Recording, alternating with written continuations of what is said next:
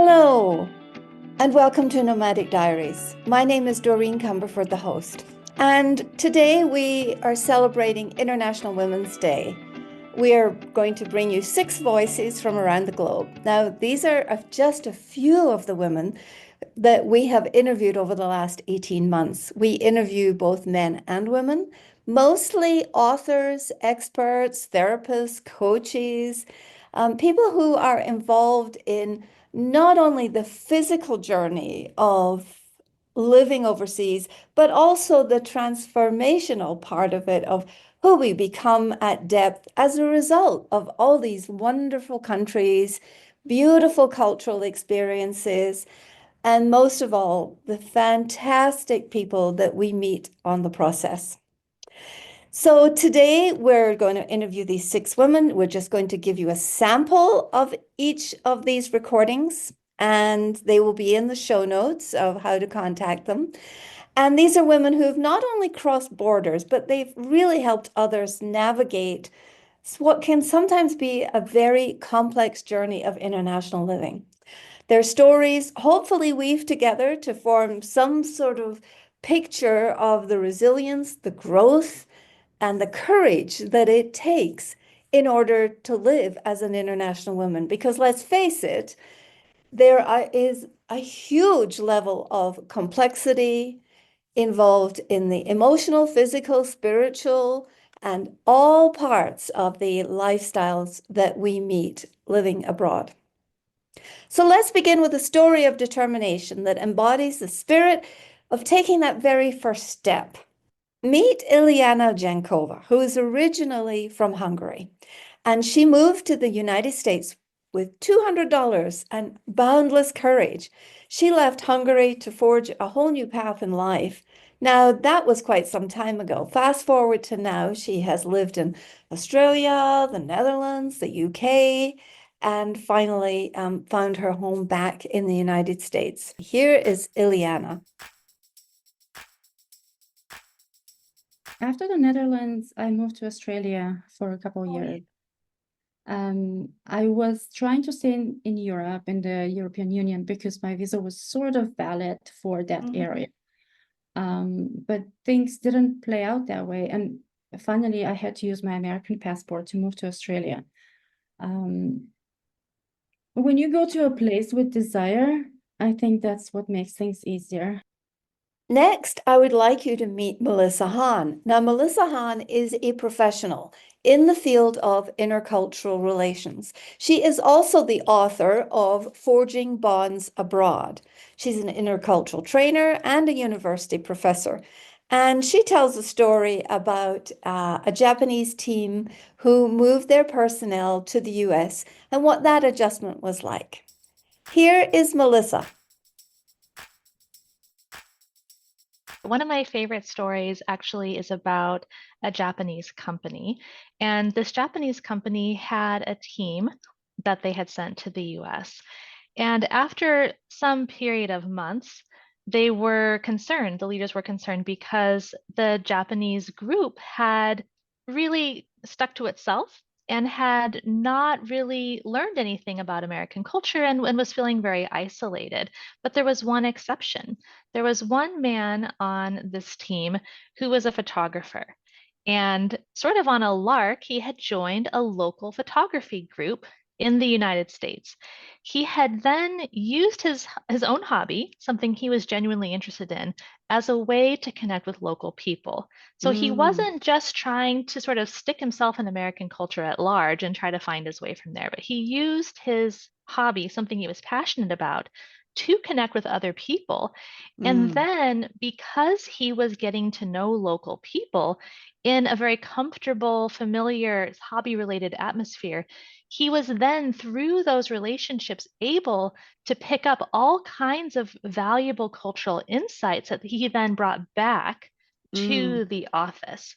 And what we realized in talking to him is that it wasn't that he learned the culture first, and at some point he was then ready to reach out and connect with other people, but that the relationships themselves ended up being the vehicle for learning about the culture. And if you think of an infinity sign, it kind of put in place a beneficial process where he would learn and experiment and learn and experiment.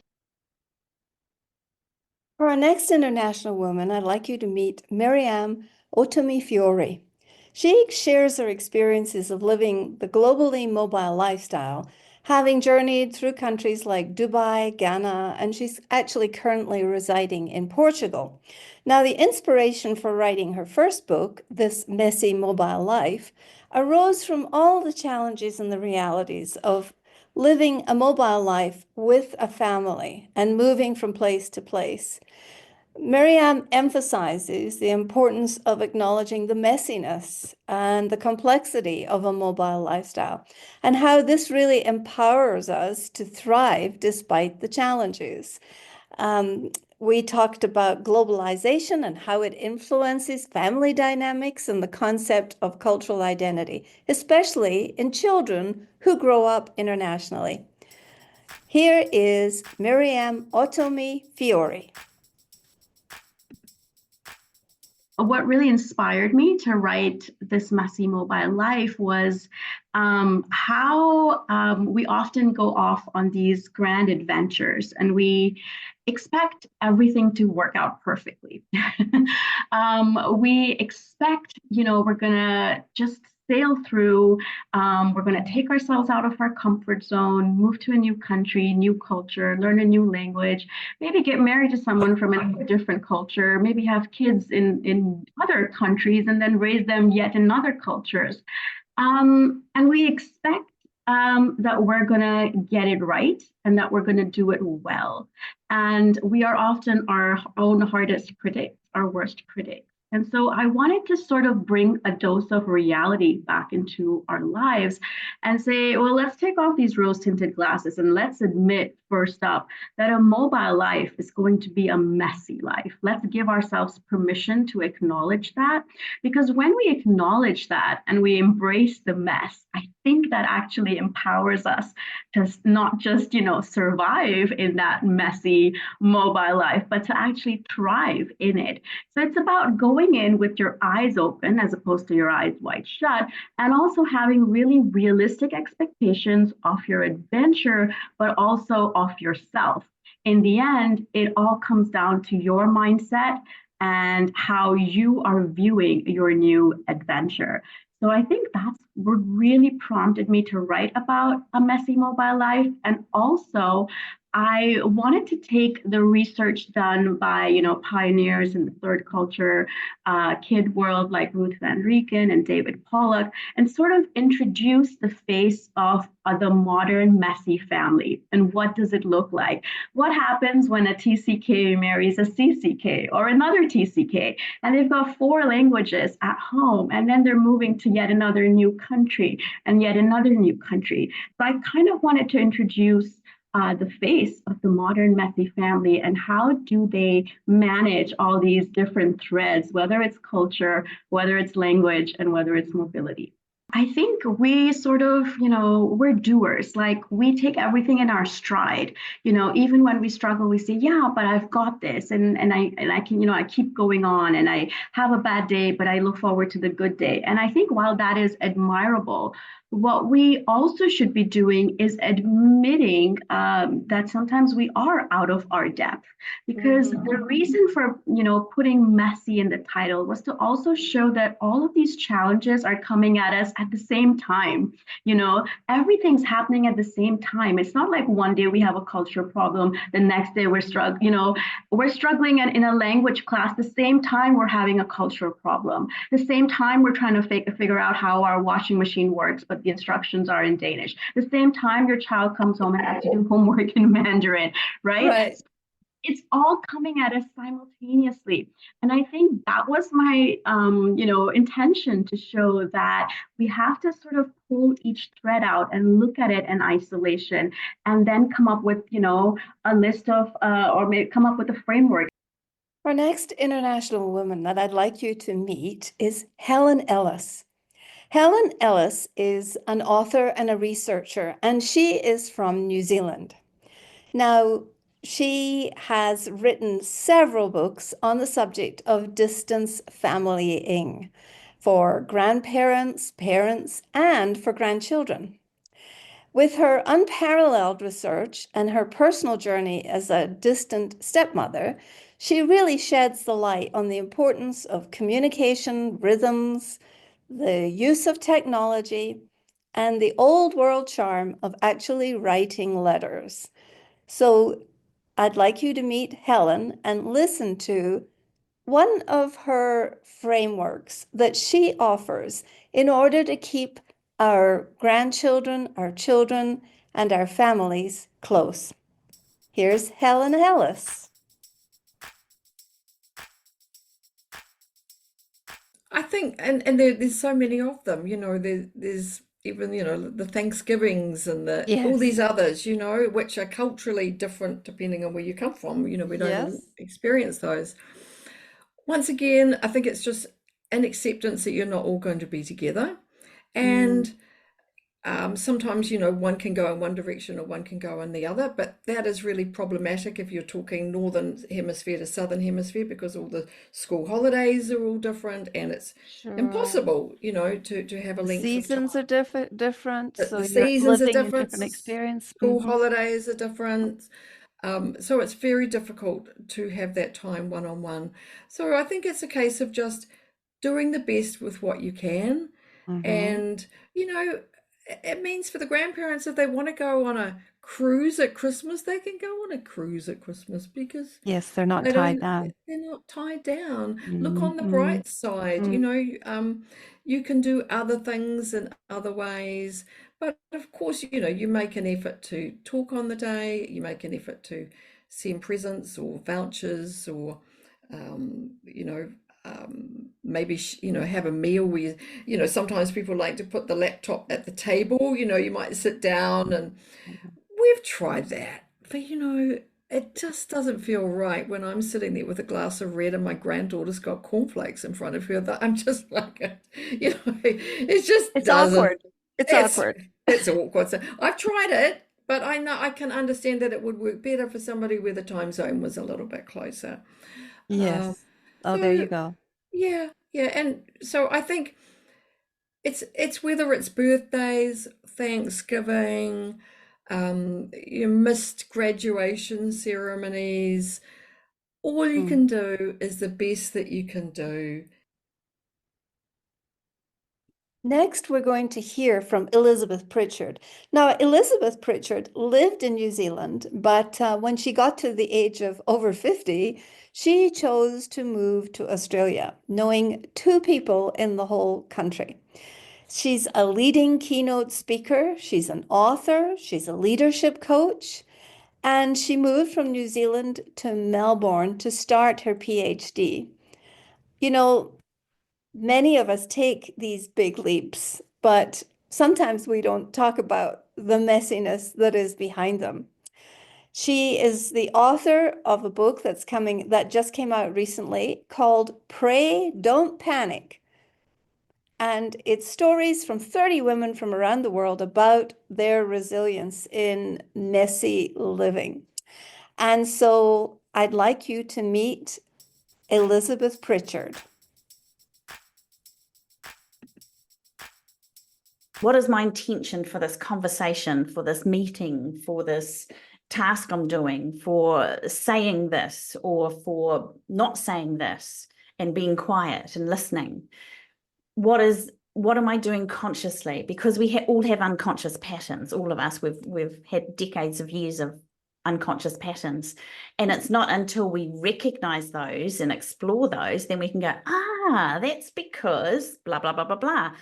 And when we look at those patterns without shame or blame or guilt or judgment, we go, well, that no longer serves me.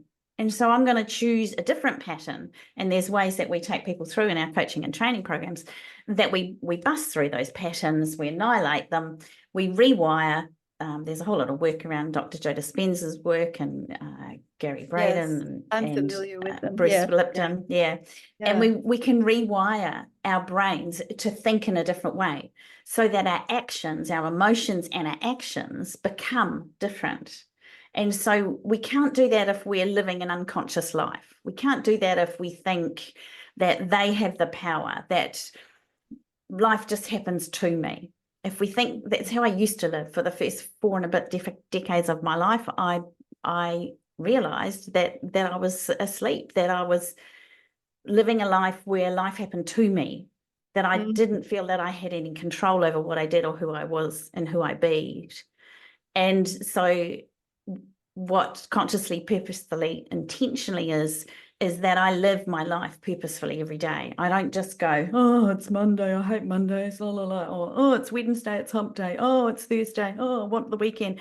I go, oh my gosh, today is so precious, I'm awake, I'm alive. And what is my intention to live today? Now, the personal transformations that Elizabeth connects people to really leads us to consider even all of our definitions about who we are, where we belong, what our purpose is. But it also includes our very definition of home. Now, perhaps this is more evident in the generational aspects of home and how we perceive home and how we build and create our sense of home. So the next excerpt is Finding Home. Meet Marie Suezo. Marie represents the next generation's very fluid understanding of home and the sense of belonging.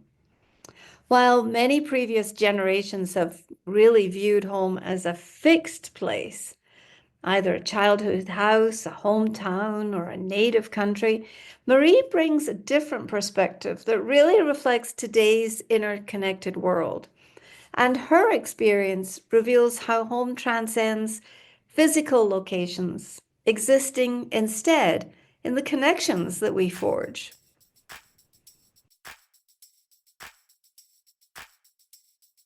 The transition of the word home for me, home used to be Korea. I mean, it still is to a certain degree, like, because that's where I feel like I'm from. That's where I grew up. That's where the most familiarity, that's where my body goes on autopilot. Like the second I land the plane, I know exactly where to go, what to do. My brain does a lot of the thinking. Like, I mean, my body does a lot of the thinking for me. Like I just find myself, when you transition into different subway carts, so there's like a door and where the transition, like it leads to the staircase or the elevator. My body just naturally knows which cart to go on if I know that I'm going to transfer, and so that's where my brain goes on autopilot, and that's what I consider home. That was definitely one of the things. Now it's one of the things I consider as home. Another definition I would have as home is home could be places that I've never visited, but the people that I love live there. And so I consider Singapore home, even though I didn't really live there, but like one of my closest friends is there. Malaysia, I've been there a couple of times, but so my friends are there. Yeah, like even places that I feel like I've never been to. Like I've never been to New York, but one of my old roommates lives there, and I know I would call it home because she lives there. So that has kind of been the evolution of my definition of home. So it's not necessarily just how I interact with the actual space and the location, and the country. It's also where the people that I feel the most safe with are located, and that is that would be a place I would consider home. Now, while Marie shows us how younger generations are defining home through their global connections, another challenge emerges out of that when returning to places we once knew intimately. I call this the journey home. Meet Polly Collingridge. Polly works for the Cultural Intelligence Institute in the UK. She is a specialist in intercultural intelligence, and she's going to bring us full circle by addressing a subject that many of us don't expect. That is the complexity of returning home. She shines a light and illuminates the profound identity shifts, the sense of loss, the emotional transitions that go along with re-entering your passport country, or repatriation as we call it. Her insights remind us that the international journey doesn't end when we return home. In many ways, it's actually just a new beginning. Here's Polly.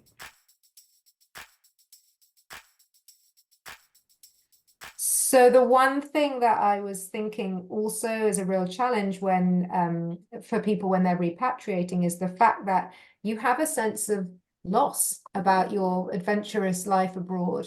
Yes. And I think that can be underestimated. Yeah, it is a form of grief. And I remember that I didn't quite anticipate how that would feel. I knew I'd read about reverse culture shock, but I remember when the plane landed at Heathrow, literally the wheels hit the tarmac. And it was the sort of grey outside of Heathrow. And I just suddenly felt my world close in. And I was like, I now only have one world instead of two. I loved the feeling that I had sort of two worlds I could kind of toggle between. I could come back to London in the summer and then I could fly back out to San Francisco and have a whole life out there. And it made me feel sort of not superhuman, but I loved it. I felt like I had an access all areas pass, and suddenly like that had been partly revoked and I was just back to being Polly in London again, and it felt really boring. And I think you have to kind of remember that, it's very hard to realize that that's how you're going to feel till that door closes off. Was there anything that you did that helped you process that grief? Well, for a long time, I tried to get back. Most people don't have this opportunity. When I mentioned earlier that my husband was made redundant, that was one of the reasons why we got stuck in our house. At that point, we still had green cards. And we were like, well, you just look for a job in both out there and here, and let's just see what comes up first. And really, when I finally accepted that we were not going to be moving back, that there was no choice, there was no chance of moving back, wasn't really until about a year later when he got a job in the UK, like a London-based job. So I suppose for around a year, I lived with this kind of we could still go back feeling. And so really, I don't know what helped me process it. I think, first of all, I had to accept it. And so I hadn't even reached acceptance yet for about a year. And then it was just planning for the future in London. I think you have to have something to focus on. So this is just a sample of some of the people that we have interviewed on Nomadic Diaries.